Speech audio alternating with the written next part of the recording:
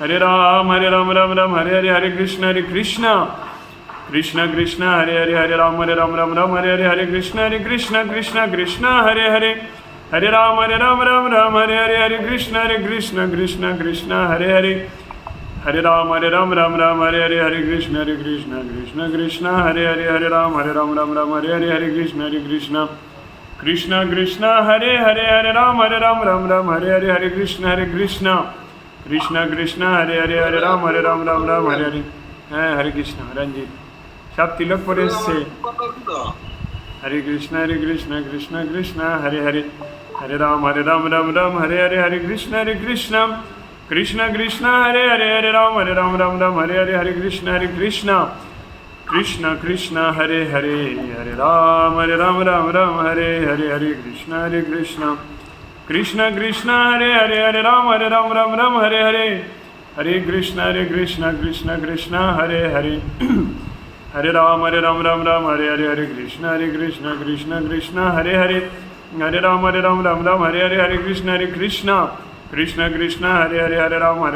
রাম হরে হরে হরে কৃষ্ণ কৃষ্ণ হরে হরে হরে রাম রাম হরে হরে জয় শ্রীকৃষ্ণ চৈতন্য প্রভু নিত্যানন্দ শ্রী অদ্বৈত গদাধর শ্রীবাসাদি শ্রী গৌর ভক্ত বৃন্দ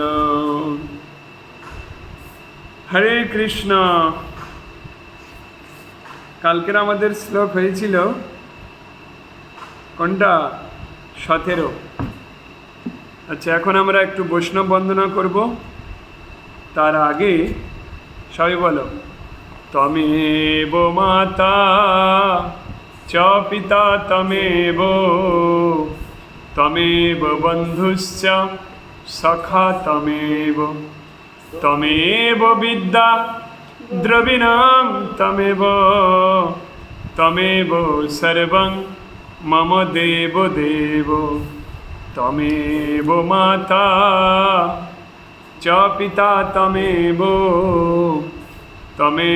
বন্ধুশ্চ সখা তমেব বিদ্যা দ্রবিণাং তমেব সর্বং মম দেব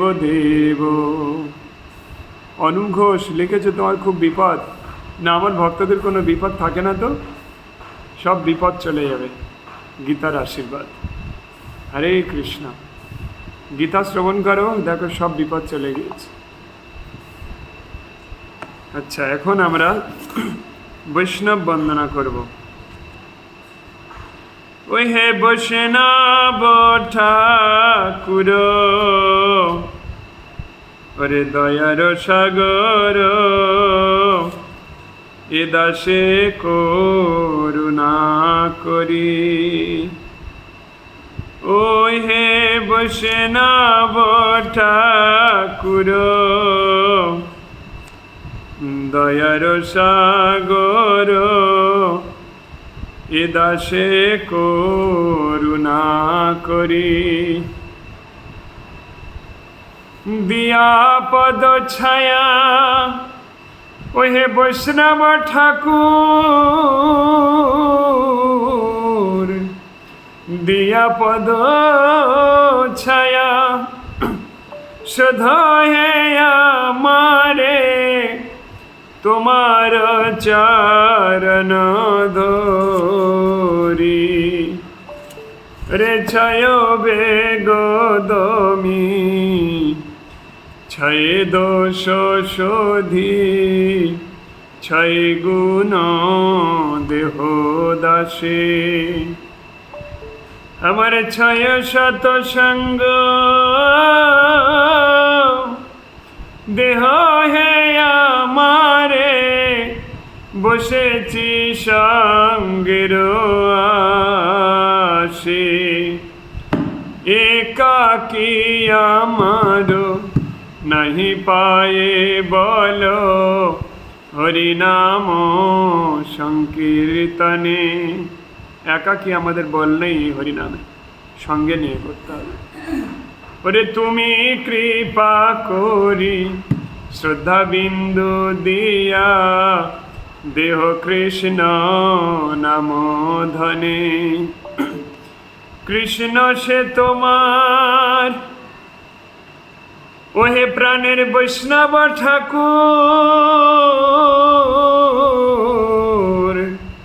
কৃষ্ণ সে তোমার, কৃষ্ণ দিতে পার, তোমার শক্তি আছে। আমি তো কাঙ্গাল, কৃষ্ণ কৃষ্ণ বলি, ধাই তব পাছে পাছে। ওয়ে বৈষ্ণব ঠাকুর, দয়ার সাগর, এ দাসে করুণা করি। জয় বৈষ্ণব ঠাকুর মোরে কৃপা করো, বৈষ্ণব ঠাকুর মোরে দয়া করো। নিতাই গৌর হরি বল, হরি বল, হরি বল, নিতাই গৌর হরি বল। হরে কৃষ্ণ। আমার একটা কথা ছিল, পরে বলো। আমি আপনার পার্সোনালি করবো। হ্যাঁ, পার্সোনালি করবো। আচ্ছা, আর আমি যদি আজকে দুপুরে বলবো গুরুদেব। ঠিক আছে। হরে কৃষ্ণ। আচ্ছা, হরে কৃষ্ণ। এখন আমরা ওই গীতার সপ্তদশ অধ্যায়টা ফের পাঠ করব। বলে, অথ শ্রীমদ্ ভগবদ গীতা যথাযথ সপ্তদশ অধ্যায়ম কথং বিদ্যামহং যোগিং, কথং বিদ্যামহং যোগিং, স্তং সদা পরিচিন্তয়ন, তং সদা পরিচিন্তয়ন। কেষু কেষু চ ভাবেষু, কেষু কেষু চ ভাবেষু, চিন্তয়সি ভগবান মায়া। কনক বলছে না, চিন্তয়সি ভগবান মায়া, চিন্তয়সি ভগবান মায়া। হে যোগেশ্বর, কিভাবে তোমাকে সর্বদা তোমার চিন্তা করব এবং আমি তোমাকে কিভাবে জানতে পারবো? হে ভগবান, কোন কোন বিবিধ আকৃতির মাধ্যমে আমি তোমাকে চিন্তা করব। কোন কোন বিবিধ আকৃতির মাধ্যমে চিন্তা করব, আজকের এইটুকু বলার কথা ছিল। ভগবানের প্রচুর আকৃতি আছে। ভগবানের দশম অবতার আছে। বরাহ অবতার, মৎস্য অবতার, কুর্ম অবতার, রাম অবতার, পরশুরাম অবতার, তিনি বুদ্ধ অবতার, কল্কি অবতার আসছেন, ব্যাসদেব বিভিন্ন রূপে, বরাহ শুকর রূপও তিনি ধারণ করেছিলেন। তিনি বিভিন্ন রূপ ধারণ করেছিলেন। তাই অর্জুন বলছেন, হে ভগবান, আমি আপনাকে কোন কোন আকৃতির মাধ্যমে চিন্তা করব? তত প্রচুর আকৃতি আছে। আমি কোন আকৃতির মাধ্যমে, বিবিধ আকৃতি, আমি তোমাকে কোন কোন বিবিধ আকৃতির মাধ্যমে চিন্তা করব? অ্যাকচুয়ালি শাস্ত্র সিদ্ধান্ত এটা, ভগবান যে যুগে যে রূপে অবতীর্ণ হয়েছেন সেই যুগেই তিনি কি অনুমোদন করেছেন সেইটা আমাদেরকে পালন করতে হবে। যেমন কালকে সব আলোচনা হয়েছে, এক একটা যুগে ধর্ম করার এক একটা সিদ্ধান্ত নিয়ম ছিল। কাজের মধ্যে, হ্যাঁ, কাজের মধ্যেও গীতা ক্লাসে উপস্থিত থাকতে পারবে। কান ডাক হয়ে দিকে। ভগবান বিভিন্ন রূপে তিনি অবতীর্ণ হয়েছেন এই জগতে, কিন্তু এক একটা যুগে তিনি এক এক রকমভাবে অবতীর্ণ হয়েছেন। যে যুগে তিনি যে রূপে অবতীর্ণ হয়েছেন সেই রূপেই তাকে পূজা করতে হয়, বা তিনি যা অনুমোদন করেছেন সেই রূপে তাকে অনুসরণ করতে হয়। যেমন কলিযুগের অবতার চৈতন্য মহাপ্রভু। চৈতন্য মহাপ্রভু কিন্তু প্রকট অবতার নন। কলিযুগের মেন অবতার হচ্ছে জগন্নাথ। জগন্নাথ বলদেব সুভদ্রা, যিনি প্রকট অবতার। কলিযুগের চৈতন্য মহাপ্রভু হচ্ছেন প্রচ্ছন্ন অবতার। তিনি এখানে কোনোদিন নিজেকে ভগবান বলে প্রকাশ করেননি, তিনি নিজেকে ভক্তরূপে প্রকাশ করেছেন। চৈতন্য মহাপ্রভু হচ্ছেন রাধা আর কৃষ্ণের মিলিত তনু, দুজন মিলিত। তিনি ভগবান, কিন্তু তিনি রাধা ভাবে এসেছিলেন। রাধারানী হচ্ছেন শ্রেষ্ঠ ভক্ত, চরম ভক্তির পরাকাষ্ঠা স্বরূপা তিনি। তো সেই রাধারানীর ভাবে তিনি এসেছিলেন এই পৃথিবীতে। তিনি কোনো অস্ত্র ধারণ করেননি, তার অস্ত্র ছিল হরিনাম সংকীর্তন। যখন ওই জগাই মাধাইকে রক্ষা করার জন্য চৈতন্য মহাপ্রভু ক্রোধিত হয়ে, জগাই মাধাই এত ভক্তদের প্রতি অত্যাচার করছে, তাই মহাপ্রভু তিনি অতিষ্ঠ হয়ে তিনি সুদর্শনকে আহ্বান করেছিলেন একবার এই কলিযুগে, সুদর্শন তুমি উদিত হও, এই জগাই মাধাইয়ের শিরচ্ছেদ করো। তখন নিত্যানন্দ প্রভু চৈতন্য মহাপ্রভুর পদ জোড়ে চরণ ধরে তিনি অনুরোধ করেছিলেন, হে মহাপ্রভু, তুমি তো এই জগতে কোনো অস্ত্র আনবে না, তোমার কথার খেলাপ হয়ে যাবে, তাই তুমি এটা ধারণ করো না ভগবান। সঙ্গে সঙ্গে মহাপ্রভু সেটা সম্বরণ করে নিয়েছিলেন। এর মানে এটা দাঁড়াচ্ছে যে আমাদের যারা ভক্তরা থাকে, যদি কোনোভাবে তারা দেখে যে তার গুরুদেব ইমোশনালি, কারণ জগতের পরিস্থিতিতে তিনি কোনো রং রুটে পা দিয়ে ফেলছেন, এই জগতের পরিস্থিতি অনুসারে তাদের ভক্তদেরকে রক্ষা করার জন্য, তখন সেই ভক্তের উচিত আদেশ করা নয়, অনুরোধ করা, যে গুরুদেব এইটা ছিল না, আপনি তো এইটা করবেন না বলেছিলেন, আপনি এইটা করুন। আদেশ নয়, অনুরোধ করে এটা বললে কোনো অপরাধ লাগে না, যেটা নিত্যানন্দ প্রভু করেছিলেন মহাপ্রভু যখন সুদর্শন ধারণ করেছিলেন।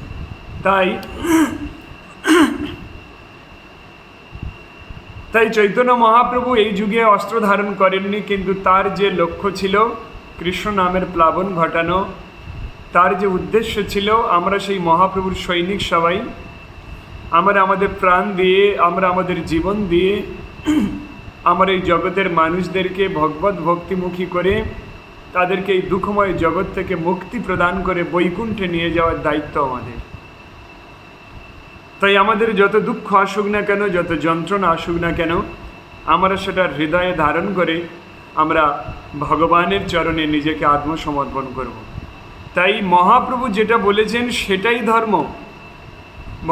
মহাপ্রভু ভগবানকে কোন আকৃতিতে পূজা করতে বলেছেন সেটাই ধর্ম। মহাপ্রভুর ধর্ম কি শুনবে? এই ধর্ম করতে গেলে জীবনে অনেক বিপদ আসবে, অনেক সমস্যা আসবে, সেই সমস্যাকে ওভারকাম করতে হয়, এর নাম ধর্ম। আর মহাপ্রভুর নির্দেশ পালন করতে গেলে অনেক বিপদ তোমার আসবে, কিন্তু তুমি সেটাকে যখন ওভারকাম করবে, তুমি তখন ভগবানকে লাভ করবে, তার নির্দেশ পালন করার যথোপযোগী হবে তুমি। অদ্বৈত আচার্যের বাড়িতে মহাপ্রভু এক বিশাল সমারোহে দীর্ঘদিন ব্যাপী হরিনাম সংকীর্তন করছিলেন। হঠাৎ বাইরে কান্নার ধ্বনি আসে। অদ্বৈত আচার্য প্রভু তিনি তখন বাইরে গিয়ে দেখেন ওনার স্ত্রী পাগলিনীর মতো ক্রন্দন করছেন। কেন? গিয়ে দেখেন ওনার 8 বছরের সন্তান মারা গিয়েছে। এদিকে হরিনাম হচ্ছে। তখন সেই অদ্বৈত আচার্য গিয়ে বললেন, তোমরা কেমন মানুষ? অদ্বৈত আচার্যের পুত্র শোক একটা বিশাল বড় কাহিনী। তার সন্তান মারা গিয়েছে, এদিকে মহাপ্রভু হরিনাম করছেন বলে ওনার স্ত্রীকে তিনি বললেন, কোনো কান্না নয়, এই পৃথিবীতে সবাই আমরা আসি যাই, আমাদের মৃত্যু একদিন হবে, জন্ম একদিন হবে। তো এটা কি আছে? এই মৃত্যু হওয়াটা তো কোনো বিশেষ কাহিনী নয়। এই জগতে সবার একদিন মরতে হয়। এই জগতের আর এক নাম মর্ত্যলোক। আমরা সবাই এখানে মরতে এসেছি, তাই পৃথিবীর আর এক নাম মর্ত্যলোক। আমার এখানে কেউ বাঁচতে আসেনি। একদিন প্রকৃতির নিয়মে কালের সেই করাল গ্রাস আমাদেরকে জোর করে হলেও মৃত্যু মুখে পতিত করবে। আজ তুমি মরেছ, কাল আমি মারা যেতে পারি, পরশুও মারা যেতে পারে, সে মরতে পারে, ও মরতে পারে। এই মৃত্যুর জন্য ভেঙে পড়া উচিত নয়, কারণ এই জগতের আর এক নাম মর্ত্যলোক। আমরা এখানে সবাই মরতে এসেছি। হ্যাঁ, সীমা বৈকুণ্ঠ কি প্রশ্ন করেছে, আমি ক্লাসের মধ্যে তোমার প্রশ্নের উত্তরটা দেব। অর্থাৎ আমরা সবাই মরতে এসেছি। অদ্বৈত আচার্য প্রভু তার স্ত্রীকে বললেন, কোনো আওয়াজ নয়, তুমি আর একটুও কাঁদবে না। তারা সেই পুত্র শোক হৃদয়ে ধারণ করে নিয়ে তারা মহাপ্রভু সেই কীর্তনে অংশগ্রহণ করেছিল। তার কারণ এই জগৎ দুঃখালয়ম, এই জগৎ অশাশ্বতম, এই জগতে দুঃখ ছাড়া আর তো কিছু নেই। আমরা যে সংসারে জন্মগ্রহণ করেছি, এই সংসার শুধু দুঃখ দিতে পারে, এই সংসার তার কিছুই দিতে পারে না। তাহলে তোমার কাজ এই সংসারে আবদ্ধ না হয়ে কিভাবে এই সংসার থেকে তুমি মুক্ত হতে পারো, সেই পন্থা অবলম্বন করা। তবে ওই কীর্তনটা বারবার গাইতে ইচ্ছা হয়, এটাই। এ ঘর সংসারে পড়িয়া মানব, না পায়ে দুঃখের শেষ, না পায়ে দুঃখের শেষ। এই সংসারে সবাই দুঃখই পায় গো। আপনার সন্তান বিয়ে হয়েছে, কারোর স্বামী বিয়ে হয়েছে, কারোর দুঃখ এসেছে, কিছু না কিছু দুঃখে এই সংসার জর্জরিত সবার কাছে। তাই তো বৈষ্ণবরা কবিরা বলছেন যে তুমি মিথ্যা এই সংসারে আবদ্ধ হয়ে আছো, এই সংসার শুধু দুঃখ দেয়, এই সংসার আর কিচ্ছু নেই। তুমি কেন এই সংসারকে আজও আষ্টে পৃষ্ঠে জড়িয়ে আছো? এই সংসার থেকে ভগবানের নাম করে চলে যাও। এ ঘর সংসারে পড়িয়া মানব, না পায়ে দুঃখের শেষ, না পায়ে দুঃখের শেষ। ও সাধু সঙ্গ করি হরি ভজে যদি, তবে হয় অন্ত ক্লেশ। সাধু সঙ্গে যদি হরি ভজন করে, তবে এই সংসারের দুঃখ থেকে নিবৃত্তি হবে। আজকের কারোর সন্তান গিয়েছে, কালকে দেখবে আবার আরেকটা দুঃখ, আবার দেখবে আরেকটা দুঃখ, আবার দেখবে আরেকটা দুঃখ। এই সংসার থেকে দুঃখের হাত থেকে রেহাই পাওয়ার কোনো পথ নেই। আজ তোমার দেখো অভাব আছে, অভাব মিটে গেলে দেখবে আরেকটা দুঃখ। তুমি দেখবে অভাবটা মিটে গিয়েছে, দেখবে তোমার বাড়িতে রোগ ঢুকে গিয়েছে, রোগ সেরে গিয়েছে, তুমি দেখবে তোমার মেয়ের নির্যাতন হচ্ছে, মেয়ের নির্যাতনটা ঠিক হয়ে গেলে তুমি আবার দেখবে তোমার ছেলে খোঁড়া হয়ে গিয়েছে, ছেলের পাটা সারানোর পরে আবার দেখবে পার্টির লোকেরা তোমাকে ডিস্টার্ব করছে, আবার দেখবে সেটা হয়ে গিয়েছে, সেটার পর আবার দেখবে বিশাল ধরনের সাইক্লোন এসে গিয়েছে। হচ্ছে কি না? এই জগৎ হচ্ছে দুঃখালয়। এই জগতে থাকার চেষ্টা করা উচিত নয়, এই জগৎ থেকে চলে যাওয়ার চেষ্টা করা উচিত। আর এই মিথ্যা সংসারের প্রতি আকৃষ্ট না হওয়া উচিত। আমাদের একজন ভক্ত এসেছেন কালকে রাত্রে বসিরহাট থেকে, যারা বর্তমানে পুত্র বিয়োগের শোকে তারা জর্জরিত। তো আমি তাই আজকের এই তাঁরা এখানে রয়েছেন, সেই জন্য আজকের এই অদ্বৈত আচার্যের পুত্র শোকে আমি এলাম। তার কারণ এই সংসারটা এরকমই। এই সংসার স্বার্থের সংসার, এই সংসার নরক সদৃশ। নরকে যেমন মানুষ যন্ত্রণা পায়, এই সংসারে ঢোকার পরে মানুষ শুধু যন্ত্রণাই ভোগ করতে থাকে। দেখো, এই সংসারে এমন একটা জীব নেই যে যন্ত্রণা পায় না। একটা কুকুর থেকে শুরু করে আর সেই দেবতা পর্যন্ত যারা সংসারে আছে তারা সবাই যন্ত্রণা পায়।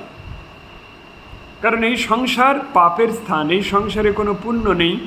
এই সংসারে সকাল থেকে সন্ধ্যা পর্যন্ত শুধু মানুষ পাপ করতে থাকে। সকাল থেকেই পাপ শুরু হয়ে যায়। ছেলে মর্নিং স্কুল আছে 7টায়, তাড়াতাড়ি 6টার সময় স্কুলে গিয়ে গোটাগত মাছ কিনে এনে, জ্যান্ত মাগুর মাছ, তাদের গলা কেটে তাদের রক্ত মাংসই সন্তানকে ভক্ষণ করিয়ে তাদের সে স্কুলে পাঠানো, এটা পাপ নয়? তোমার সন্তানকে স্কুলে পাঠাবে, জ্ঞানী মহান বানাবে, আর ওই মাস্টার কি হয়ে যায়? তার রক্ত ভক্ষণ করালে সকাল থেকে ভোরবেলা থেকে তো পাপ শুরু হয়ে যায়। তারপর ফের আরেকবার বাজারে যাবে, ওই পাঁঠা কাটছে যেখানে সেই লাইনে দাঁড়িয়ে সেই পাঁঠার মাংস এনে আবার নিজে ভক্ষণ করবে। তোমার কি অধিকার আছে ওই নিরীহ জীবটাকে কষ্ট দিতে? তুমি জানো তোমার ঘরে যে টিকটিকিও বাস করে, মাছিও বাস করে, তাদেরকেও কষ্ট দেওয়া উচিত নয়। কারণ এই পৃথিবী রূপ, এই আকাশ রূপ ছাদের নিচে ভগবানের সমস্ত জীবেরা বাস করে, তাদের সবার অধিকার আছে এখানে থাকার। তোমার ঘরেও একটা টিকটিকি বাস করার অধিকার আছে জানো। কারণ এই ঘর তোমার নয়, এই ভগবানের জায়গা। ভগবানের জায়গা, এই ভগবানের জায়গাতে তোমাকে স্থান দেওয়া হয়েছে কিছু দিনের জন্য। তা একটা গান আছে, কি জানো? তোমার ঘরে বাস করে কয়জনা মন জানো না, তোমার ঘরে বাস করে কয়জনা মন জানো না। অর্থাৎ তোমার ঘরে কতজন বাস করে তুমি জানো না, তোমার এই দেহরূপ ঘরেও কতজন বাস করে তুমি জানো না। তুমি তোমার শত্রুকে বিনাশ করছো, কিন্তু তোমার তো মেন শত্রু তোমার ভয়ঙ্কর মন। তোমার এই ভয়ঙ্কর মনকে যেদিন তুমি দমন করতে পারবে, সেদিন এই জগতের শত্রুর হাত থেকে তুমি বেঁচে যাবে। এই জগতে কেউ শত্রু নাই তোমার, তোমার পরম শত্রু হচ্ছে তোমার মন, যে সদা সর্বদা কুকাজে তোমাকে ব্যাপৃত করতে থাকে। অর্থাৎ তুমি শোক করো ভগবানের জন্য। হে ভগবান, আমি যুগ যুগ ধরে জন্ম জন্মান্তর ধরে পশু পাখি কীট পতঙ্গ বিভিন্ন দেহ প্রাপ্ত করেছি, কিন্তু কোনোদিন তোমার ভজন করতে পারিনি। হে ভগবান, তুমি আমাকে এত সুন্দর শরীর দিয়েছো, আমাকে খেয়ে পরে বেঁচে থাকার জন্য কত সুযোগ দিয়েছো, মাতৃস্তনে দুগ্ধ দিয়েছো, যেটা খেয়ে আমি বেঁচে ছিলাম। এই পৃথিবীতে সুজলা সুফলা শস্য শ্যামলা প্রদান করেছো। হে ভগবান, তোমাকে তো একদিন আমি ডাকতে পারিনি। আমি এই সংসারের জন্য কত কিছু না করছি। ভাগবতের পঞ্চম স্কন্ধে সংসার সুখের মহারণ্য নামক চ্যাপ্টারে বলা আছে যে তোমার পূর্বজন্মের শত্রু তোমার সন্তান হয়ে জন্মায়, তোমার পূর্বজন্মের শত্রু তোমার স্বামী হয়ে জন্মায়, তোমার পূর্বজন্মের শত্রু তোমার স্ত্রী হয়ে জন্মায়। জন্মে তোমাকে একটা বড় আঘাত দিয়ে চলে যাবে। কারণ তোমার শত্রু তোমার কি করতে পারে? আঘাতই দিতে পারে না। শত্রুই তো সন্তান হয়ে জন্মগ্রহণ করে তোমাকে এমন একটা আঘাত দিয়ে যাবে যেটা সারা জীবন ভুলতে পারবে না। এটাই ভাগবতে বর্ণনা করা আছে। অর্থাৎ আপনার যে শত্রু ছিল, সেই শত্রুতার জন্য আপনার পাপ ছিল, আপনি তার সঙ্গে শত্রুতা করেছিলেন। সে আপনার সন্তান হয়ে জন্মগ্রহণ করে আপনাকে সঙ্গে শত্রুতা করে চলে গেল, মানে আপনি মুক্ত হয়ে গেলেন, আর পাপ নেই, অপরাধ নেই। তাই আমার গুরুদেব বলছেন, তোমার যদি কোনো দুঃখ আসে, বুঝতে হবে তোমার পূর্বের পাপ ক্ষয় হচ্ছে। যত কাঁদবো তত পূর্বজন্মের পাপ ক্ষয় হয়ে যাবে, আর যত তুমি আনন্দ পাবে তত পুণ্য ক্ষয় হবে। দেখ, এক শ্রেণীর মানুষ আনন্দে বিভোর, টাকা পয়সা বাড়ি গাড়ি, পাগল আনন্দে, এটা কোনো পজিটিভ নয়, এটা নেগেটিভ, ওর পুণ্য ক্ষয় হচ্ছে। আপনার ব্যাংকে যদি 10 লাখ টাকা থাকে, প্রত্যেক দিন যদি 20,000 30,000 টাকা করে আপনি তুলে তো আনন্দ করছেন, মানে কি টাকা ক্ষয় হয়ে যাচ্ছে তো। আর আরেকজনের 1 লাখ টাকা ছিল, ও শাক পাতা খেয়ে কোনো রকম বেঁচে আছে, কষ্ট পাচ্ছে। কিছুদিন পরে দেখবেন আপনি ভিখারি হয়ে গেছেন, ও ঠিক আছে, কারণ ওরা 1 লাখ টাকাটা স্থির হয়ে আছে। তার মানে হচ্ছে আপনারই সন্তান বিয়োগের জন্য আপনার যেই দুঃখ হলো, কান্না এলো, এর মানে আপনার পূর্বের অপরাধ পাপগুলো ক্ষয় হয়ে গিয়েছে। এবার ভগবান আপনাকে তার চরণে টেনে নেবেন। সেই জন্য কোনো দুঃখ নয়। সবার জীবনে প্রভু মাতাজির দুঃখ আছে, আমার জীবনেও আছে, মাতিকাদের শুনেছেন নিশ্চয়, আমার আছে, সবার আছে। এর মানে কি? এর মানে হচ্ছে যে আমার পূর্বের সেই পাপ ক্ষয় হয়ে গিয়েছে। তাই দুঃখ নয়, আপনার জীবনে যতটুকু সময় বাকি আছে, ভগবানের চরণটাকে একরকম আঁকড়ে ধরুন। ভগবানের চরণ আঁকড়ে ধরলেই, আমি কালকের ক্লাসে বলছিলাম, আমাদের দক্ষিণ বারাসাতে একটা ভক্ত ছিল, যার 7 বছরের একটা ছেলে অ্যাক্সিডেন্টাল মারা যায়, লরিতে অ্যাক্সিডেন্ট হয়ে, এবং বারাসাতের কোটিপতি উনি। সমস্ত সম্পত্তি ফেলে রেখে মায়াপুরে ধামে চলে গিয়ে ওখানে ভগবানের সেবা করছে। কেউ জিজ্ঞাসা করছে, আপনি ধর্ম করে কি হলো? বলে, ধর্ম করার ফলে তীর্থে স্থান লাভ করতে পারলাম, ওই সন্তানের জন্য ওই সম্পত্তির প্রতি আকর্ষিত হয়ে ওই বাড়িতে ছিলাম। আজকের ওই সন্তান চলে যাওয়ার জন্য দেখো ভগবান আমাকে গ্রহণ করে নিয়েছে, তার তীর্থ ধামে আমাকে স্থান নেই, এক ফোঁটা কাঁদিনি। এরকম জায়গায় আসার মানে হচ্ছে আপনি বুদ্ধিমান। আমাদের রক্ত মাংসের শরীর দুঃখ হবে, কিন্তু তারপরে দুঃখটাকে দূর করতে হবে। কেন দুঃখ দূর করতে হবে? কারণ মৃত্যু তো আপনারও একদিন হবে। যদি এটা হতো যে সবাই এখানে অমর, কেউ মরে না, আপনার ছেলেটাই শুধু মারা গিয়েছে, তাহলে তো দুঃখ করার ব্যাপার ছিল। আপনি টিভি পেপার খুলে দেখুন কত বাবা মায়ের সন্তানহারা হয়ে গিয়েছে। আপনি একা নয়, কারণ আপনি যে জগতে বাস করছেন এই জগতে পরিস্থিতি এরকম। আপনি যদি অমরত্ব লাভ করতে চান তাহলে এই জগৎ থেকে চলে যেতে হবে আরেক জগতে, তার জন্য ধর্ম করতে হবে। কিন্তু এই জগতে থেকে যদি আপনি সুখের আশা করেন, কোনো দিন হবে না। যদি জেলখানায় থেকে কেউ ভালো থাকার চেষ্টা করে, ভালো থাকবে কি? ও জেল থেকে বাইরে বেরিয়ে আসতে হবে, তবে ভালো থাকবে। আপনি এদিকে জেলে আছেন, তাও ভালো থাকার চেষ্টা করছেন, কোনো দিন হবে না। তাই এই জেল থেকে মুক্তির একটা উপায় হরিনাম করা। করবেন তো এবারে ধর্মকর্ম হরিনাম? আপনারা আমাদের সঙ্গে যুক্ত হয়ে আসুন, আমাদের গ্রুপে চলে আসুন। সবাইকে দেখাই এই প্রভু মাতাজি হাত জোড়া করুন, হাত জোড়া করে হরে কৃষ্ণ বলুন। আমরা দেখতে পাচ্ছেন ওনাদের সন্তান চলে গিয়েছে, খুব দুঃখী, বসিরহাট থেকে এসছেন।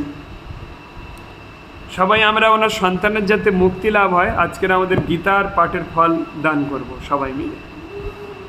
তো ওনারা আজকের থেকে ধর্মকর্মে ব্রতী হবেন, ওনাদেরকে আজকের থেকে জপমালা দেব, ওনারা আজকের থেকে একাদশী ব্রত করবেন, আর ধর্মে নিজের জীবনটাকে পুরো প্লাবিত করে দেবে। ঠিক না? ঠিক আছে, তুমি আমার থেকে দূরে যাবে না, শুধু আমার আজ্ঞা পালন করো। আমি কি বলছি আমার না, আমার মা যা বলছে সেটা পালন করো, তাহলে সব হবে। দীপঙ্কর প্রণাম করে বলছে আমি যেন আপনার থেকে কোনোদিন দূরে না যাই। ওর তাই আমি অর্ডার দিলাম, আমার মা যা বলছে ও যদি সব পালন করতে থাকে তাহলে ওর সব লাভ হবে। আমার নয়, আমার কথা নয়, মা যা বলছে আমার সেইটা তুমি পালন করো। তাই শাস্ত্রে বলছে কি, যে ভগবানের নাম করার সময় তোমার অনেক দুঃখ আসবে, এটা দুঃখ নয় তো। ওরে যদি কেহ কৃষ্ণ চায়, কোনো বাধা বাধা নয়, সুখে কৃষ্ণ দুঃখে কৃষ্ণ, তবে রাধা রাধা হয়। যদি কেউ কৃষ্ণ চায়, কোনো বাধা বাধা নয়। ভগবানকে পাওয়ার চেষ্টা যদি তুমি করো, তোমার কাছে অনেক বাধা আসবে, কিন্তু এই বাধাগুলো তুমি বাধা মনে করো না, তাহলে তুমি ভগবানকে পাবে না। সমস্ত বাধা ওভারকাম করে, সমস্ত বাধা অতিক্রম করে আমাদের সেই স্থির দৃষ্টিতে ভগবানকে পাওয়ার জন্য আমাদেরকে এগিয়ে যেতে হবে। রামকৃষ্ণদেব একবার বিবেকানন্দকে জলের মধ্যে চেপে ধরে আছে, শত চেষ্টা করছে বিবেকানন্দ ওঠার জন্য, কিন্তু সে উঠতেই পারছে না, প্রাণ সংশয় হয়ে যাবে এরকম অবস্থা। তাই তখন তিনি জোর করে সমস্ত শক্তি দিয়ে রামকৃষ্ণদেবকে এরকম ছিটকে ফেলে দিয়ে জল থেকে উপরে উঠে গিয়েছে। কি বলছে, আরে গুরুদেব আপনি আমাকে তো মেরে ফেলছিলেন, আপনি আমাকে তো মেরে ফেলছিলেন। বলে না, তোকে তো মারিনি আমি, তোকে আমি দেখাচ্ছিলাম যে তোর বাঁচার জন্য কি আকুল প্রচেষ্টা, তোর বাঁচার যে আকুল প্রচেষ্টা। আমি এখানে যদি 10 জন নিয়েও তোকে চেপে ধরতাম, তুই ওখান থেকে উঠে চলে আসতিস। তার কারণ বাঁচার চেষ্টা, তোর অটোমেটিকলি তোর শরীরে 10 জনের শক্তি চলে আসবে, হাতির মতো শক্তি চলে আসবে, বাঁচার প্রচেষ্টা। তেমনই যদি কেউ সত্যি ভগবানকে পেতে চায়, ভগবানকে পাওয়ার যে প্রচেষ্টা যদি অন্তর দিয়ে কেউ করতে চায়, তাহলে ওরকমভাবে তার শরীরে এক এনার্জি চলে আসবে, যার ফলে সে ভগবানকে প্রাপ্ত করে ফেলবে। আর যদি বলো হচ্ছে, হয়, হ্যাঁ হবে এখন, আরে এই জন্মে না হয় পরের জন্মে হবে, এখন আজকের করতে পারিনি কালকের করে নেবে এখন, তাহলে তুমি রাবণের মতো মৃত্যু হয়ে যাবে। রাবণ স্বর্গের সিঁড়ি দেবে বলেছিল, সেই সিঁড়ি দিতে পারিনি আজকাল করে করে।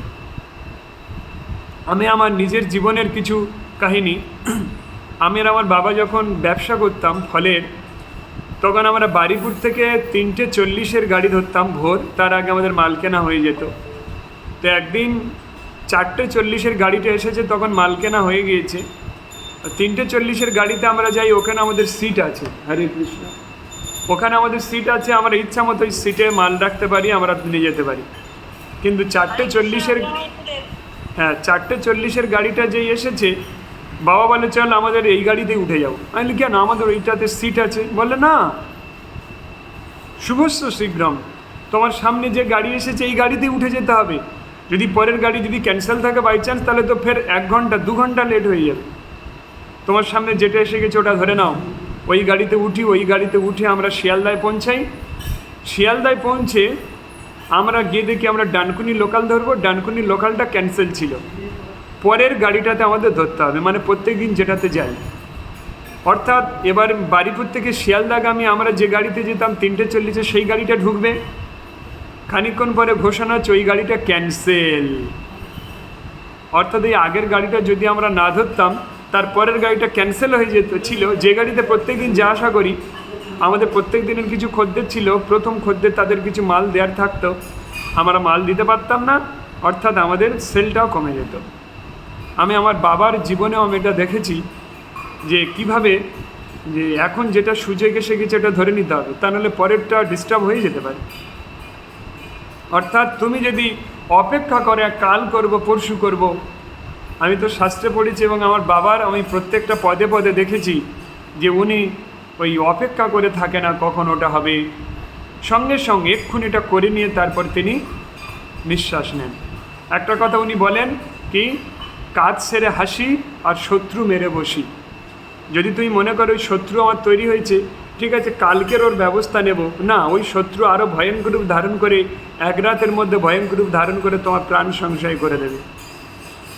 যদি তুমি বলো কাজ ছেড়ে বসতে হবে, যদি মনে করো না আমার শরীর ক্লান্তি লাগছে কালকের কাজটা করব না, তোমার এই ক্লান্তির উপরে কাজটা করিনি, এবার রেস্ট নাও, দেখবে খুব ভালো লাগবে।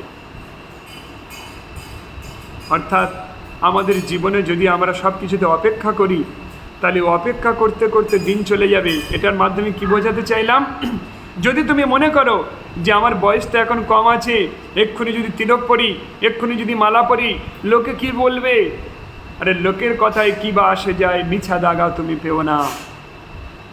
লোকে কি বলবে তার কথা ছেড়ে দাও, কারণ তোমার জীবন ভগবানকে সেবা করার জন্য।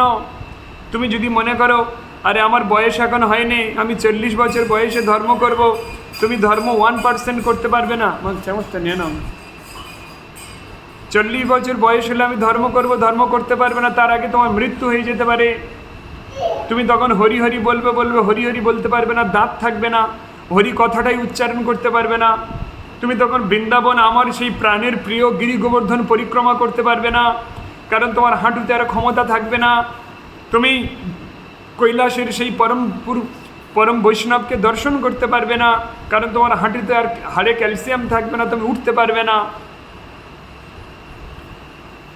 ওরে শিশুকালে কৃষ্ণ ভজে কৃষ্ণ পাওয়ার আসে, আরে যৌবনে কৃষ্ণ ভজলে কৃষ্ণ আসে কি না আসে,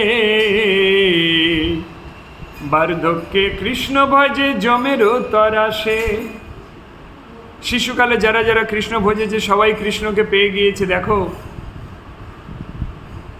ধ্রুব ভগবানকে পেয়ে গিয়েছে, প্রহ্লাদ ভগবানকে পেয়ে গিয়েছেন, আর দেখো কত বড় বড় মুনি ঋষিরাও ভগবানকে পায়নি।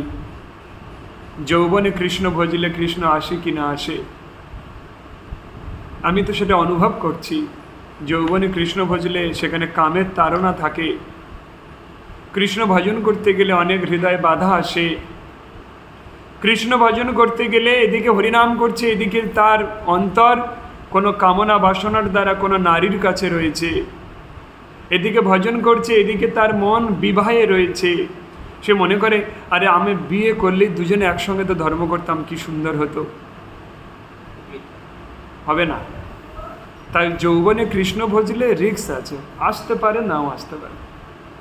আরে বার্ধক্যে কৃষ্ণ ভজে জমেরও তর আসে, আর বার্ধক্যে কৃষ্ণ ভজে তো জমের ভয়ে। তার মানে এটা বললাম না যারা বয়স হয়ে গেছে তারা ভগবানকে ভজবেন না, না আপনি তো আমার স্টুডেন্ট, আপনি তো জমের ভয়ে ভগবানকে ভজছেন না। যারা আমাদের এই ক্লাসে আছে তাদের আর জমের ভয় নেই, জম তাদের দিকে কোনো দৃষ্টিপাতও কোনো দিন করবেন না আর। হ্যাঁ, আপনি অবশ্যই ভগবানকে প্রাপ্ত করবেন গীতার আশীর্বাদ। আপনার যা বয়স আছে এখানেই ভগবানকে লাভ করতে পারবেন। তাই আমাদের এই জীবন আমাদের এই জীবন ভগবানের চরণে সম্পূর্ণরূপে সঁপে দেওয়া উচিত। তুমি তো রক্ষক আর তুমি তো পালক। হে ভগবান, তুমি আমার রক্ষক, তুমি আমার পালক। আমি তোমার চরণে আমার এই জীবন, আমার সর্বস্ব সঁপে দিয়েছি ভগবান। তুমি আমাকে যেভাবে পরিচালনা করবে আমি সেভাবেই পরিচালিত হব।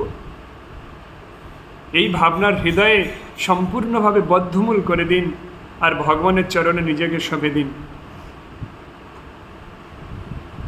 আর যদি এই ভজন করতে গিয়ে আপনার সঙ্গে কেউ না আসে, কারণ আপনি এখানে কৃষ্ণ ভজন করতে এসেছেন, আর কিছু করতে আসেননি।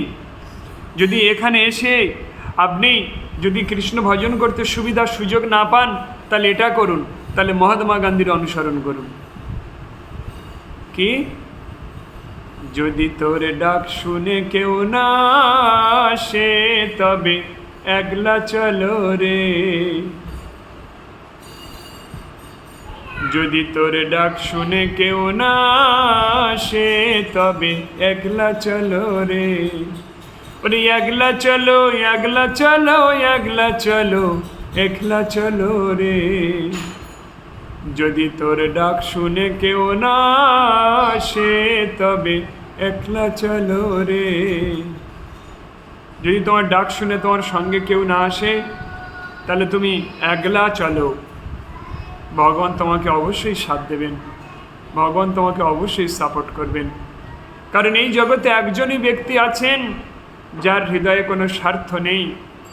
এই জগতে একজন পার্সন রয়েছেন, supreme personality of god head, পরম পুরুষোত্তম ভগবান। একজন ব্যক্তি আছে যে নিঃস্বার্থে আপনাকে তার হৃদয়ে নিয়ে নেয়। এই জগতে বাকিরা সবাই স্বার্থের অন্বেষণে তোমার সঙ্গে সম্পর্ক করে। ভালো করে চোখ বন্ধ করে একদিন শুতে গিয়ে, ঘুমাতে গিয়ে দেখো, বিচার করে, এই সংসারে তোমার সঙ্গে সবাই শুধু স্বার্থের সম্পর্কে জড়িয়ে আছে। একজন ব্যক্তি, সে স্ত্রী হোক, স্বামী হোক, সন্তান হোক, পিতা হোক, স্বার্থের সম্পর্কে। একজন ব্যক্তি আছেন যিনি নিঃস্বার্থে তোমাকে তোমার এই সুন্দর শরীর দিয়েছে। তুমি দেখো, তোমার এই শরীর, দুটো পা, দুটো চোখ, একটা মাথা, দুটো কান, দেখো ভগবান কৃষ্ণের যেমন অবয়ব তোমাকে সেরকম রূপ প্রদান করে দিয়েছে। তুমি খারাপ মানুষ, তুমি পাপী লোক, অপরাধী, তারপরেও দেখো ভগবান তোমাকে এই রূপ প্রদান করে দিয়েছে, নিজের রূপ তোমাকে দিয়ে দিয়েছে।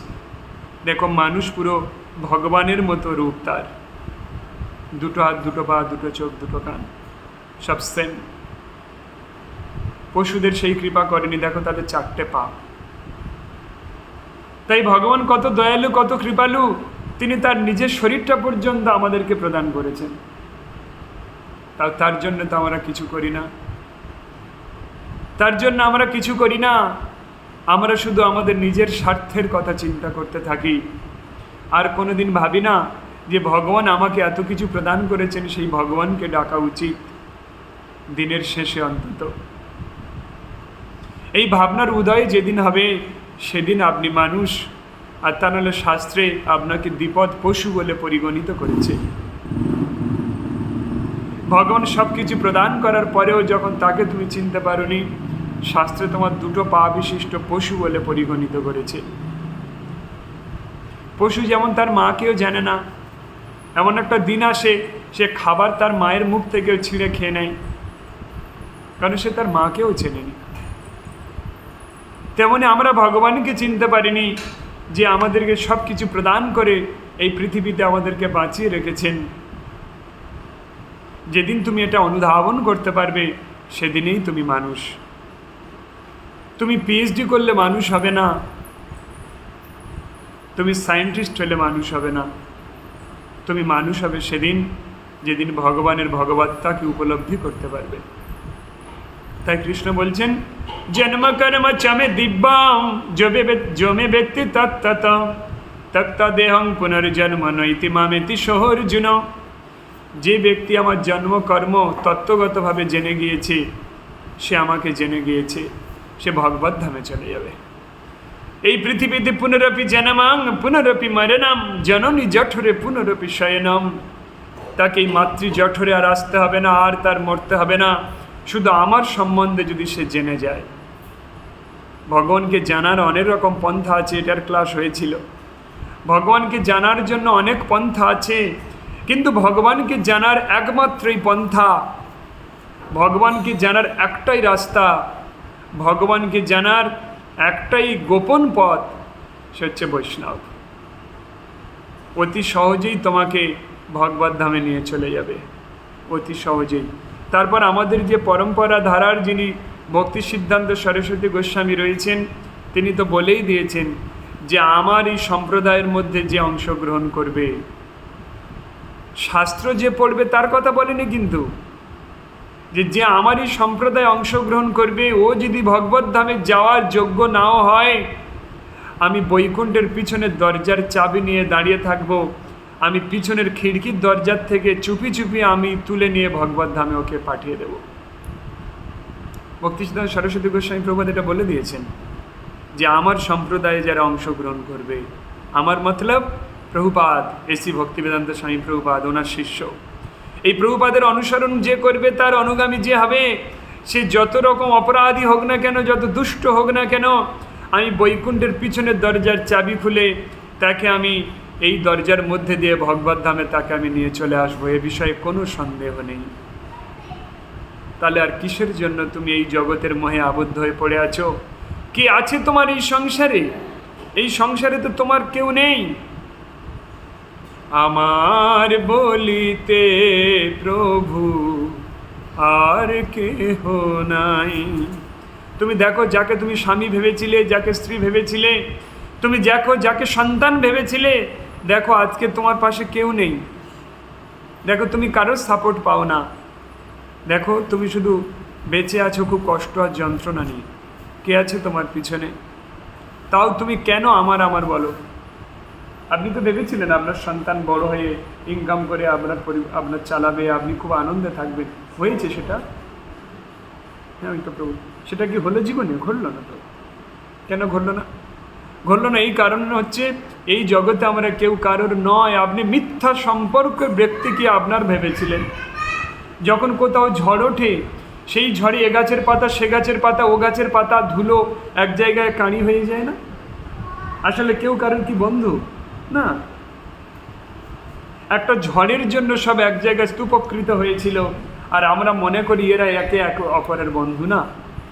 তেমন একটা ঝড়ের প্রভাবে আজকের এর সন্তান আপনার হয়েছে, তার সন্তান ওর হয়েছে, আপনার শত্রু ছিল সে সন্তান হয়েছে।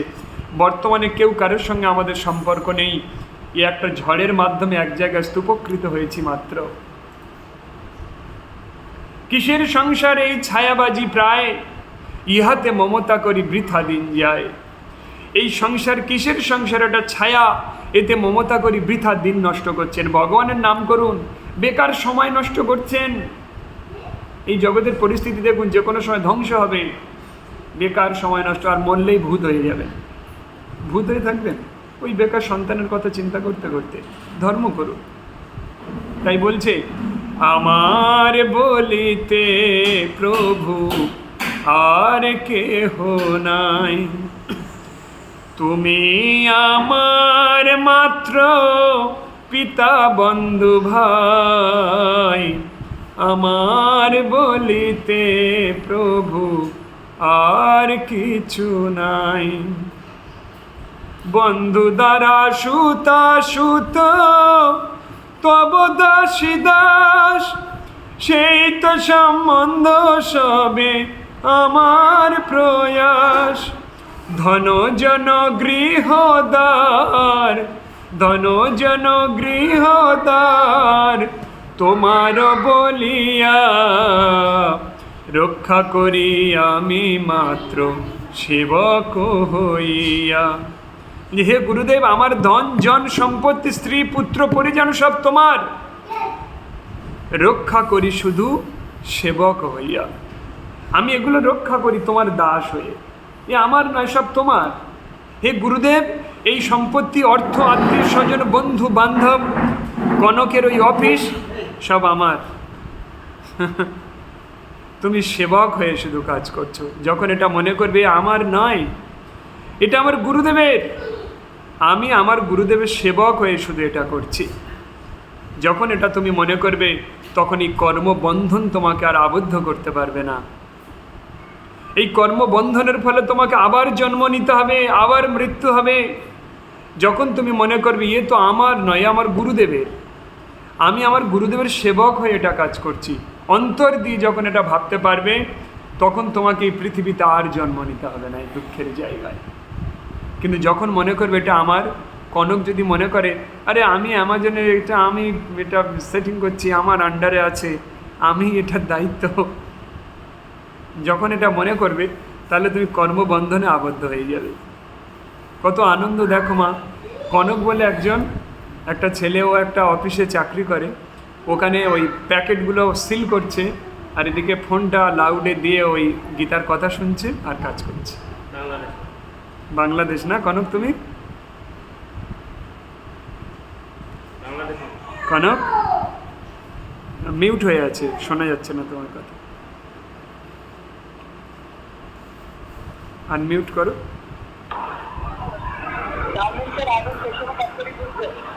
আচ্ছা, এটা কি কি এটা কি কাজ হচ্ছে? আচ্ছা আচ্ছা, টি শার্ট, ওটা কি বাংলাদেশে? আচ্ছা, টি শার্ট আয়রন করে। আশীর্বাদ, ভগবানের কৃপায় তোমার এমন দিন আসবে, সে দিনের কথা ভাবলে তুমি অবাক হয়ে যাবে। মানুষ তোমার দিকে তাকিয়ে থাকবে, তোমার জীবনে এত উন্নতি আসুক, তোমার জীবনে এত আনন্দ আসুক, তোমারকে আশীর্বাদ। এইটার নাম ধর্ম। আচ্ছা আচ্ছা, মিউট করে দাও, আওয়াজ হচ্ছে। এইটার নাম ধর্ম, যে কোনো পরিস্থিতিতে আমি ধর্ম করব। ধর্ম মানে এটা নয় যে আমি খুব রিল্যাক্সে ধর্ম করব, আমার খুব সুযোগ থাকবে, আমাকে লোক ঠাকুর ঘরে রেখে পূজা করবে, আমার রাস্তায় দেখতে পেলে লোক পায়ের ধুলো নেবে, আর আমি এসিতে বসে বসে জব করব, প্রচুর টাকা থাকবে। এটা ধর্ম নয়। যত রকম কষ্টের মধ্যে দিয়ে ধর্ম করা। আয়রন করছে, ইস্ত্রি করে ও জামা, সেখানে অনেক লোক আছে, ও সেখানে এটা চালিয়ে দিয়ে ও এই শুনছে। এইটা ধর্ম। ধর্ম নামে এই জগতে যত কিছু চলে, ভাগবত কহে তা পরিপূর্ণ চলে। আমার হৃদয়ের যত রকম মানে আমি যত কিছু আমার পক্ষে সম্ভব, আমার হৃদয় থেকে তোমাকে আমি সেটা দান করলাম। আশীর্বাদ, তোমার জীবন আনন্দে ভরে উঠুক, সৌভাগ্যে ভরে উঠুক। তোমার একার নয়, আমার যত ভক্ত আছে এই গ্রুপে, সবাইকে আশীর্বাদ। সবার জীবন ধনধান্যে পরিপূর্ণ হোক, সবার জীবন কৃষ্ণ ভাবনামৃতের আনন্দে উদ্বেল হয়ে উঠুক, এবং সবাই এই জন্মেই ভগবত ধামে ফিরে চলো। এই সংসারে আর থাকার কোনো দরকার নেই, কারণ এই সংসারে থাকতে তোমার হবে না, এটা দুঃখের জায়গা। তাই মহারাজ চিত্রকেতু নিঃসন্তান ছিলেন। নিঃসন্তান ছিলেন, তার 1 কোটি স্ত্রী ছিল। সন্তান হচ্ছে না বলে বারবার বিবাহ করতে করতে, রাজা তো পুরো পৃথিবীর রাজা, বিবাহ করতে করতে 1 কোটি মেয়েকে বিবাহ করে ফেলেছে। রাজা যা ইচ্ছা করতে পারে, কারোরই সন্তান আসেনি। তাই একদিন নারদ মুনি আর দেবল ঋষির শরণাপন্ন হন, হয়ে তাদের কাছ থেকে আশীর্বাদ নেন যে হ্যাঁ, তোমার একটা সন্তান হবে, কিন্তু এই সন্তান হর্ষ আর দুঃখের কারণ হবে। তো একটা সন্তানের আনন্দে সে এই কথার অর্থ বিশ্লেষণ না করে তিনি চলে আসেন। তাই তার কনিষ্ঠ পত্নীকে একটা ফল দিয়েছিলেন, সেই ফলটা খাওয়ালে তার একটা অতীব তেজস্বী, এক মহাভাগ্যবান এক সন্তান জন্ম হয়, ছোট বউটার। তখন বাকি স্ত্রীরা তারা ঈর্ষাপরায়ণ হয়ে পড়ে যে আরে আমাদের সন্তান হয়নি, ওর সন্তান হয়েছে, রাজা তো আর আমাদের কাছে আসবেই না, ওই ছোট বউটাকে নিয়ে পড়ে আছে। তাই সবাই মিলে ঠিক করে একটা দাসীর দ্বারা সেই ছোট বাচ্চার গালে বিষ দিয়ে মেরে ফেলা।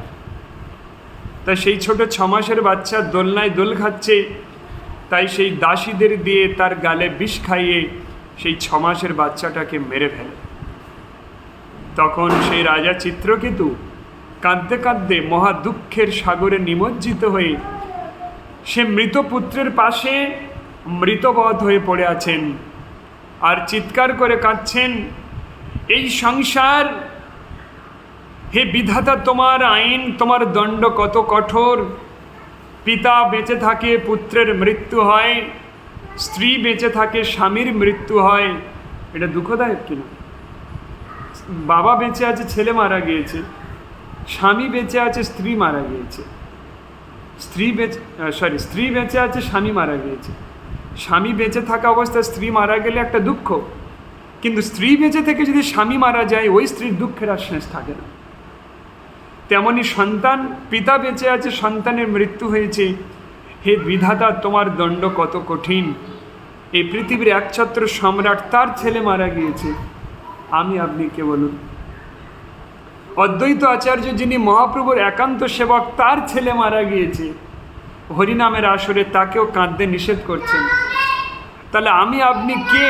এই পৃথিবীর, এটা বোঝাতে চাইলেন যে তুমি এই পৃথিবীতে এসছো, তুমি রাজা হও, সাধু হও, যাই হও, এই পৃথিবীর কষ্ট তোমাকে নিতেই হবে।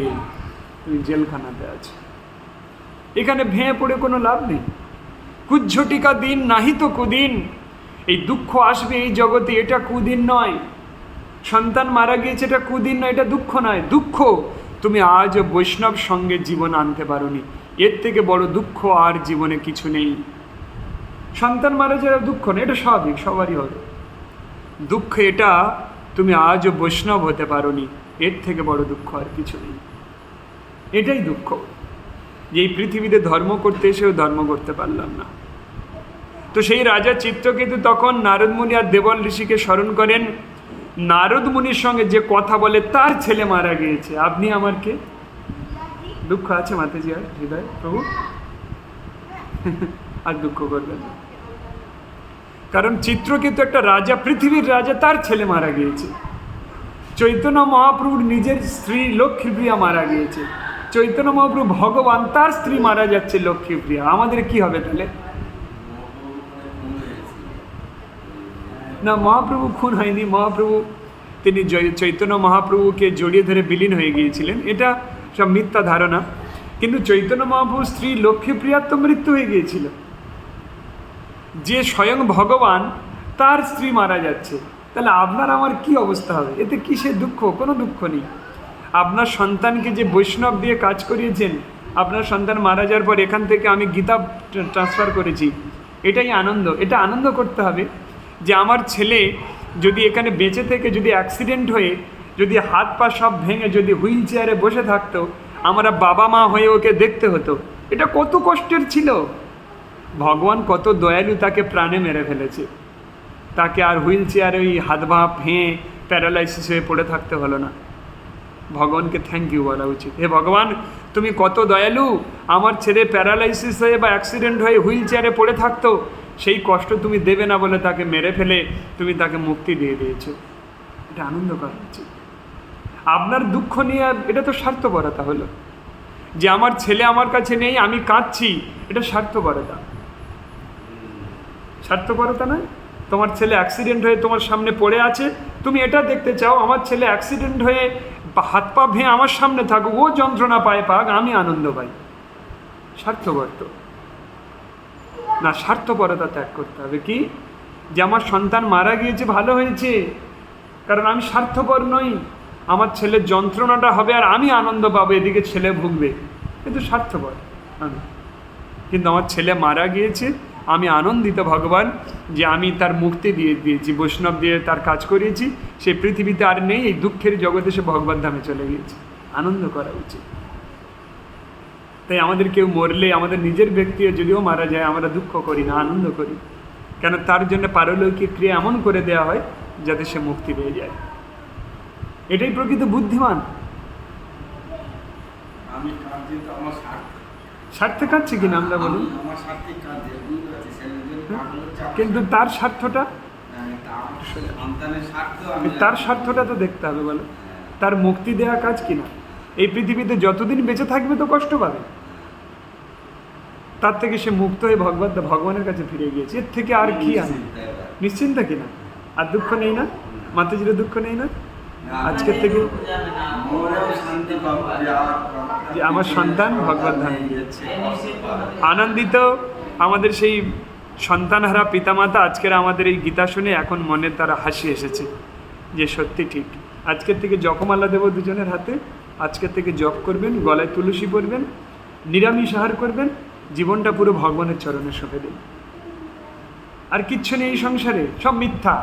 আপনার কোটি টাকাটাও মিথ্যা, আপনার বাড়ি গাড়িও মিথ্যা, কিচ্ছু থাকবে না একদিন। আপনি যদি কাল মারা যান কিচ্ছু থাকবে? তাহলে জপ করতে করতে, ভগবানের নাম করতে করতে আপনি গিয়ে দেখবেন আপনার ছেলেকে তখন দেখতে পাবেন, এই তুই আমার ছেলে ছিলিস, আপনি গিয়ে তখন দেখতে পাবেন। হ্যাঁ, সে বিষ্ণুর মতো রূপ ধারণ করে থাকবে, আপনি গিয়ে ঠিক চিনতে পারবেন যেটা আমার সন্তান। আপনারও রূপ ওরকম বিষ্ণুর মতো হয়ে যাবে। হ্যাঁ, সবাইকে চিনতে পারবেন। হ্যাঁ, চিনতে পারবেন। একটু অপেক্ষা করুন, আপনার সন্তানকে আপনি দেখতে পাবেন। জপ করতে হবে। হরে কৃষ্ণ। তাহলে সেই রাজা চিত্রকেতু কাঁদছেন, আর নারদ মুনি আর দেবল ঋষিকে ডেকেছেন। ডাকার পরে নারদ মুনি আর দেবল ঋষি বলছেন, হে মহারাজ, এই জগতের সন্তান দুঃখ আনন্দের দুটোই কারণ হয়। আমি আপনাকে বলেছিলাম একটা সন্তান লাভ হোক, কিন্তু এটাও বলেছিলাম এই সন্তান হর্ষ আর দুঃখের কারণ হবে। সন্তান দুঃখের কারণ আবার আনন্দের কারণ। আপনি সন্তান পাবেন সেই আনন্দে নেচে উঠেছিলেন, যে এই সন্তান দুঃখের কারণ হয়, আপনার কানেই যায়নি। আনন্দ পেয়েছিলেন, এবার দেখুন দুঃখ পাচ্ছেন। তাই আপনি দেখুন, আমি 2 মিনিটের জন্য আপনার সন্তানকে বাঁচিয়ে দিচ্ছি। আপনার সন্তান কি বলে দেখুন। বলে সেই 6 মাসের বাচ্চাটাকে বাঁচিয়ে দিয়েছে নারদ মুনি। বাঁচিয়ে দেওয়ার পরে সেই সন্তান উঠে দাঁড়িয়ে বলছে, আপনারা কাঁদছেন কেন? বড় লোকের মতো কথা বলছি। বলে, তুমি আমার চিনতে পারছো না সন্তান? আমি তো তোমার পিতা। বলে, আপনি আমার ক নম্বর পিতা? বলে, ক নম্বর মানে? আমি মানুষের শরীর পেয়েছি মানে 84 লক্ষটা বাবা মা আছে। কীট পতঙ্গ পশু পাখি বিভিন্ন শরীরে তো আমি গিয়েছি, প্রত্যেক জন্মে তো পিতা মাতা ছিল। তা তুমি আমার কত নম্বর পিতা মাতা? তখন সেই সন্তান বলছে, আপনি মূর্খের মতো কান্নাকাটি করছেন। 6 মাসের বাচ্চা, যে এই সংসারে আমি এসেছিলাম, আমার যেটুকু প্রয়োজন ছিল সেইটুকু এসেছি, আমি এখন ভগবত ধামে চলে যাচ্ছি। আপনি কেমন একটা মূর্খ পিতা, আপনি আমাকে চোখের জল দিয়ে আবার ফিরিয়ে আনলেন এখানে। যদি কারোর মৃত্যু হয়, সেই মৃত্যুর পরে যদি সে ভগবত ধামে যায়, যদি চোখের জল এখানে ফেলা হয় আর যেতে পারবে না, আবার এখানে চলে আসতে হবে বিশ্রী একটা জায়গাতে। যে আপনি কেমন পিতা, আমার মুক্তির পথে বাধা দিয়ে চোখের জল দিয়ে আমাকে এই পৃথিবীতে নিয়ে চলে এলেন। আপনার মতো এরকম পিতা আমার দরকার নেই। আপনি ছাড়ুন এসব মায়া, আপনি ধর্ম করুন। রূপ যৌবন অলঙ্কার, কি ভুলে গেলাম, এই 5 পাশ সব করিবে মুক্ত। আমাদের 5 প্রকার বন্ধন আছে, রূপ যৌবন ঐশ্বর্য, 5 প্রকারের পাশ আছে বন্ধন। এই 5 পাশ সবে করিবে বর্জন। এই বন্ধন থেকে আপনি মুক্ত হয়ে যান, আপনি রাজা। আপনি আমার প্রতি এরকম আকৃষ্ট হয়ে আমার ভগবত ধাম থেকে আপনি ফিরিয়ে আনলেন। নারদ মুনি আমাকে আবার ফিরিয়ে আনতে বাধ্য হলেন। আপনাকে পিতা বলে ঘোষণা করতে লজ্জা করছে। চোখের জল ফেললেই আর যেতে পারবে না ভগবানের কাছে। ওখানে গেলে অমর হয়ে যাবে, আর মৃত্যু হবে না। ওখানে গেলে দিব্য শরীর হবে, ওখানে গেলে আর শরীরের বার্ধক্য আসবে না। আর এখানে থাকলে তো খালি মরবে, জন্মাবে, কত রকম কষ্ট হবে। যে আপনি এই পৃথিবীতে আমাকে আবার ফিরিয়ে আনলেন, আপনি ধর্ম করুন বলে ওই ছেলেটা আবার মারা যায়, গিয়ে ভগবত ধামে চলে যায়। রাজা বুঝে গেলেন যে এই সংসারে মিথ্যা কারোর প্রতি আকর্ষণ করছি, এখান থেকে ভগবত ধামে চলে যাওয়াটাই আমাদের প্রকৃত কাজ। তখন রাজা চিত্রকেতু নারদ মুনির থেকে দীক্ষা লাভ করে সম্পূর্ণভাবে ভগবত জীবনে নিজেকে কালাতিপাত করলেন। বুঝতে পারছো?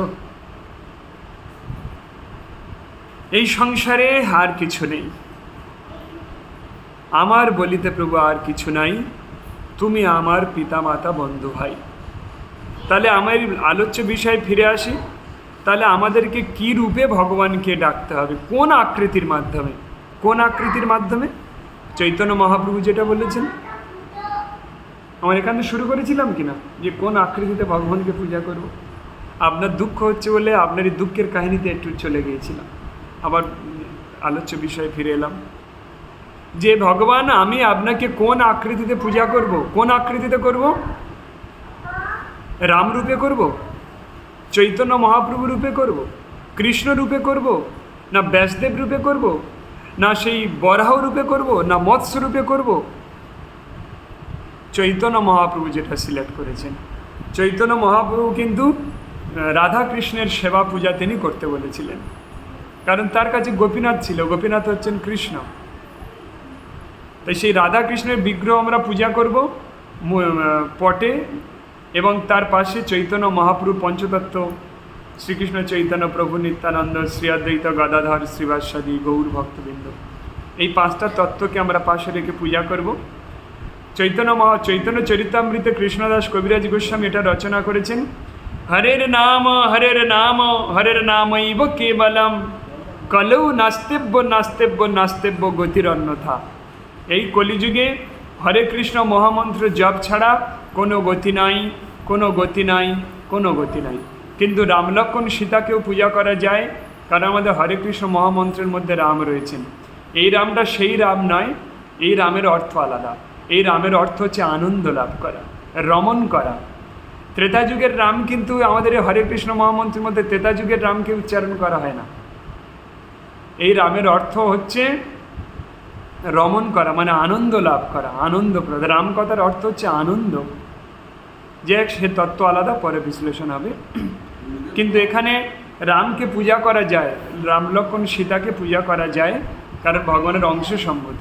আমাদের ইস্কনের অনেক হিন্দুস্তানি এরিয়াতে রাম লক্ষ্মণ সীতাকে পূজা করা হয়। রাধাকৃষ্ণকে পূজা করতে হবে, চৈতন্য মহাপ্রভুকে, রাম লক্ষ্মণ সীতাকেও পূজা করা যায়, কোনো সমস্যা নেই।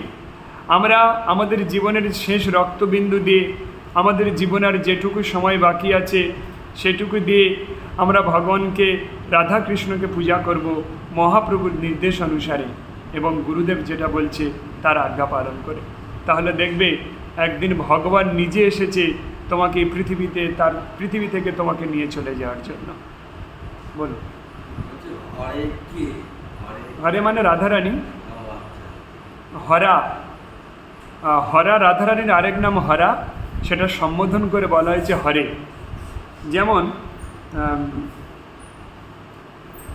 ধরুন, মনে করুন আপনার একটা, আমার ছেলের কথা, আমার ছেলের নাম অনিরুদ্ধ, আমরা তাকে সম্বোধন করেও ডাকি অনি। যেমন রাধারানীকে কৃষ্ণ সম্বোধন করে ডাকেন রাধে। রাধা ডাইরেক্ট বলে না, সম্বোধন করে বলে রাধে।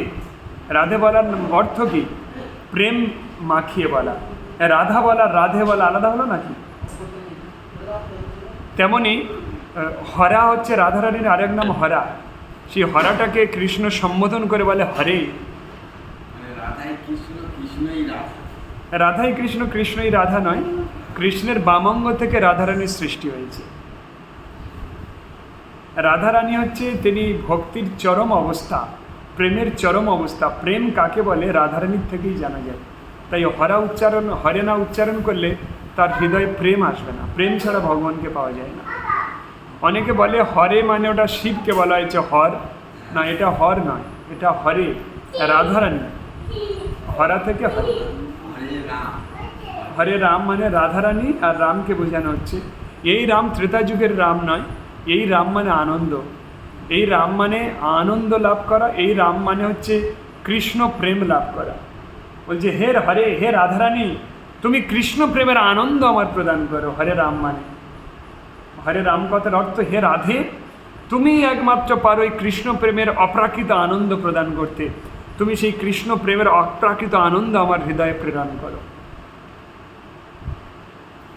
আচ্ছা, সবাই উপস্থিত থাকো, আমি একটুখানি বাথরুম থেকে আসছি।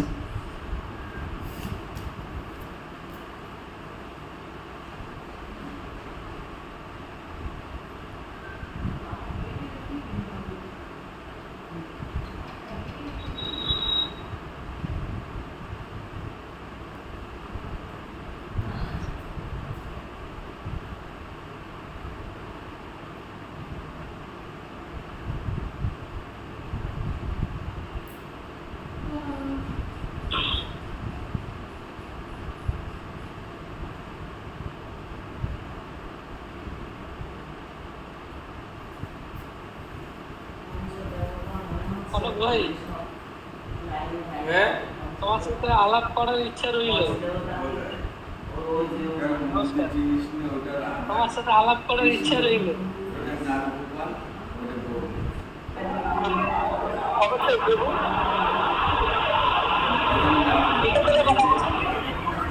আমি নৈহাটি কাকিনাড়া থেকে কথা বলছি।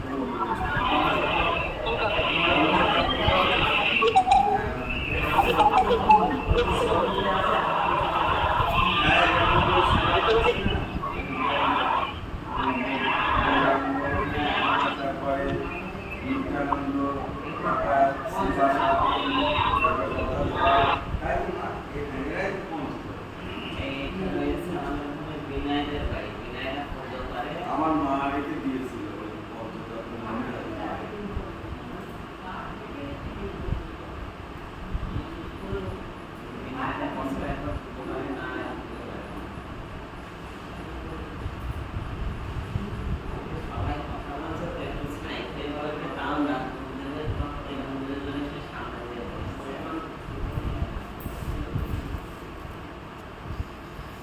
হরে কৃষ্ণ।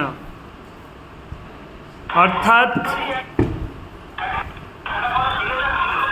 বাবুসানা মিউট করো।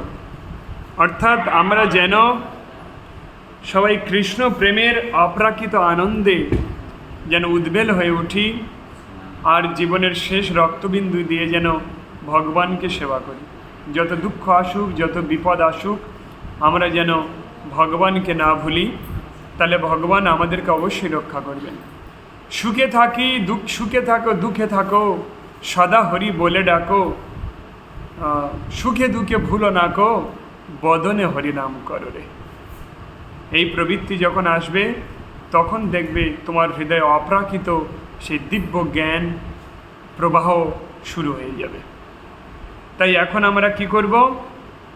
একটু হরি হরয়ে গাইব, তারপর আমরা গীতা মাহাত্ম্য পাঠ করব। গীতা মাহাত্ম্যটা আগে বলি।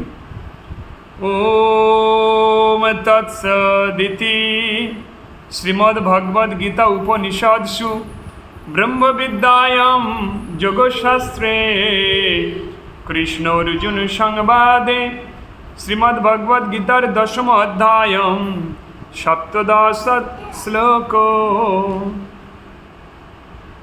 গঙ্গা গীতা চ সাবিত্রী সীতা সত্তা প্রতিব্রতা ব্রহ্মবলি ব্রহ্মবিদ্যা ত্রিসন্ধা মুক্তি গেহিনী অর্ধমাত্রা চিদানন্দা ভবগ্নিভ্রান্তি নাশিনী বেদত্রয়ী পরানন্দা তত্তার্থ জ্ঞানমঞ্জরি ইত্যাদি জপেন নিত্যং নর নিশ্চল মানস জ্ঞান সিদ্ধিং লভেন নিত্যং দতন্তে পরমং পদম গীতাশাস্ত্রমিদং পুণ্যং জপটেত প্রজত পুমান বিষ্ণুপাদমবাপ্নোতি ভয়সুখাদিবর্জিত গীতাদায়ন শিলস্য প্রাণায়াম পরস্য চ নৈব সন্তি হি পাপানি পূর্বজন্ম কৃতিনি চ মলিনে মচনং পুংসং জলস্নানং দিনে দিনে সকৃত গীতামৃত স্নানং সংসারমলনাশনম গীতাসু গীতা কর্তব্য কিমন্বয় শাস্ত্র বিস্তরয়ী যা স্বয়ং পদ্মনাভস্য মুখ পদ্মদ বিনিসৃতম ভরতামৃত সর্বস্বং বিষ্ণু ভক্তদ বিনিসৃতম গীতা গঙ্গদকং বিত্তা পুনর্জন্ম ন বিদ্যতে সর্বপনিষদ গব দুগ্ধ গোপাল নন্দন ভর্তবৎস সুধীর ভক্তা দুগ্ধং গীতামৃতং মহৎ একং শাস্ত্রং দেবকী পুত্র গীতম একমন্ত্রস্তস্য নামানি জানি কর্মপ্যেকং তস্য দেবস্য সেবা। হরে কৃষ্ণ কৃষ্ণ কৃষ্ণ হরে হরে হরে রাম রাম রাম হরে হরে মন্ত্রহীনং ক্রিয়াহীনং ভক্তিহীনং জনার্দন যৎপূজিতং ময়া দেব পরিপূর্ণং তদস্তু মে। বিদ্যা পাঠাও, তিথি পাঠাও। অদ্য শ্রী শ্বেতবরহ কল্পে বৈবস্যতমন্বন্তরে অষ্টবিংশতি কলিযুগে প্রথম পাদে জম্বুদ্বীপে ভারতবর্ষে গঙ্গায়াম পূর্বভাগ দ্বীপান্তর্গত শ্রী শ্রী রাধাশ্যাম সুন্দর মন্দিরে সূর্য উত্তরায়ণে কৃষ্ণপক্ষে প্রতিপত্তিত বৈশাখ মাসে ভাস করে শ্রীমান শিরোমণি নিতাই দাস, যার নাম বলো, অচ্যুত গোত্রস্য, যার গোত্র বলো। শ্রীমদ্ ভগবদ গীতা পাঠফল শ্রবণ ফল জমালয়ে অবস্থিত সর্ব জীবাত্মাদের মুক্তি কামনার্থে। কি ছিলেন নাম? বাবুন বাবুন বাবুল বাবুল দাস, সবাই বলো বাবুল দাস গোত্র। কাশ্যপেয় গোত্রস্য তার আত্মার মুক্তি কামনার্থে, শান্তি কামনার্থে শ্রীমদ্ ভগবদ্ গীতা পাঠ শ্রবণ ফলম ও সর্ব অতৃপ্ত জীবাত্মাদের মুক্তিকাম প্রেতজনী আত্মাদের মুক্তি কামনার্থে প্রদান কারণম। সর্বতীর্থে কেদারনাথ, বদ্রীনাথ, রামনাথ, দ্বারকানাথ, অযোধ্যা, পুরী, বৃন্দাবন, সর্বতীর্থে সর্বমুনি ঋষি সাধুগুরু বৈষ্ণবদের করকমলে শ্রী শ্রী গীতা পুস্তক, চামর, পট্টবস্ত্র, ময়ূর পাখা, 1 সহস্র দুগ্ধবতী গাভী, 1 সহস্র স্বর্ণ মুদ্রা, ভূমিখণ্ড, জল, ছত্র, পাদুকা, ষোড়শোপাচারে প্রদান কারণম। মন্ত্রহীনং ক্রিয়াহীনং ভক্তিহীনং জনার্দনম যৎপূজিতং ময়া দেব পরিপূরণং তদস্তু মে। হরে কৃষ্ণ। এখন সবাই একমালা জপ করব আমাদের গুরু মহারাজের আরোগ্য কামনার্থে, সবাই মিলে। তাও হরি হরায়টা গেয়ে নিই, হরি হরায় গেয়ে নিয়ে তারপরে হরি হরায় নম কৃষ্ণ যাদবায় নম, যাদবায় মাধবায় কেশবায় নম। ওরে গোপাল গোবিন্দ রাম শ্রীমধুসূদন, গিরিধারী গোপীনাথ মদন মোহন, শ্রী চৈতন্য নিত্যানন্দ শ্রী অদ্বৈত সীতা, হরি গুরু বৈষ্ণব ভাগবত গীতা, শ্রীরূপ শ্রী সনাতন ভট্ট রঘুনাথ, শ্রীজীব গোপাল ভট্ট দাস রঘুনাথ। এই 6 গোসাইর করি চরণ বন্দন, যা হইতে বিঘ্ন নাশ অভীষ্ট পূরণ। এই 6 গোসাই যারে মুই তার দাস, তা সবার পদরেণু মোর পঞ্চগ্রাস, তাদের চরণ সেবী ভক্ত শোনেবাস, জনমে জনমে হয় এই অভিলাষ। ওরে এই 6 গোসাই যাবে ব্রজে কৈলাবাস, রাধা কৃষ্ণ নিত্যলীলা করিলা প্রকাশ। আনন্দে বল হরি ভজ বৃন্দাবন, শ্রী গুরু বৈষ্ণব পদে মজাইয়া মন। শ্রী গুরু বৈষ্ণব পাদ পদ্ম করিয়াস, নাম সংকীর্তন কয়ে নরোত্তম দাস। হরি বল হরি বল হরি বল হরি বল। হরে কৃষ্ণ। এখন জপ করব। জয় শ্রীকৃষ্ণ চৈতন্য প্রভু নিত্যানন্দ, শ্রী অদ্বৈত গদাধর শ্রীবাসারি শ্রী গৌর ভক্তবৃন্দ। হরে কৃষ্ণ কৃষ্ণ কৃষ্ণ হরে হরে, হরে রাম রাম রাম হরে হরে, হরে কৃষ্ণ কৃষ্ণ কৃষ্ণ হরে হরে, হরে রাম রাম রাম হরে হরে, হরে